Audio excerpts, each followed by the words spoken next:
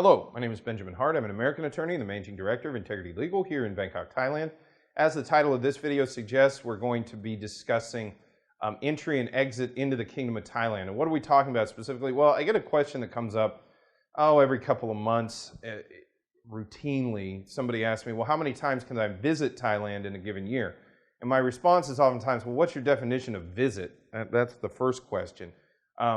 Because there are restrictions on how long one can remain in a given calendar year using 30-day visa exemption stamps or tourist visas.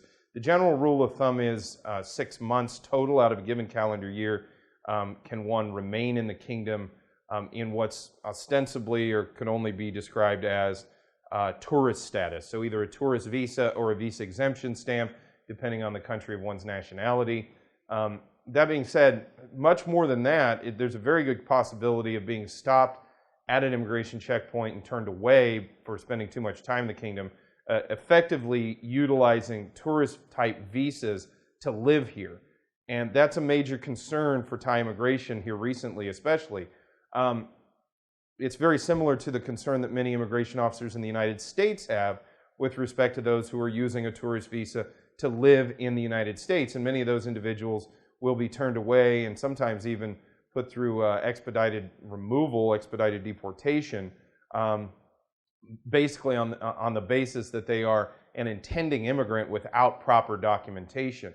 Thailand takes a very similar approach with respect to those who are using tourist-like visas to live here. And for this reason, I think a good rule of thumb is, well, why are you asking this question? Are you asking it because you want to live in Thailand and you're essentially trying to sort of game the system to do that in some sort of tourist visa status? Or are you simply worried because you do travel in and out a lot? I know a lot of people who work offshore and they do spend a significant amount of time in Thailand and they do a lot of entry and exits. And unfortunately for those individuals, it can prove problematic because immigration starts looking at that and saying, you're spending a lot of time here, why is that? Well, they don't live here. They do spend a lot of time here, but they don't live here in the true sense of the word. They just come when they have time off.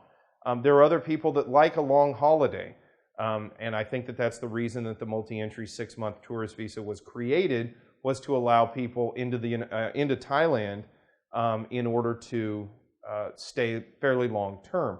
But that being said, if one is really just asking that question in order to figure out a way to live in Thailand without obtaining a non-immigrant visa, such as a non-immigrant O visa based on marriage, a non-immigrant B visa for business purposes, or a non-immigrant OA retirement visa to allow someone over 50 to retire in the kingdom.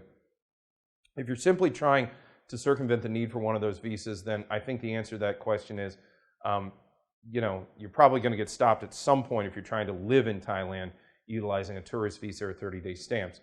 There is no hard and fast rule as to what point at which immigration is going to turn those individuals away.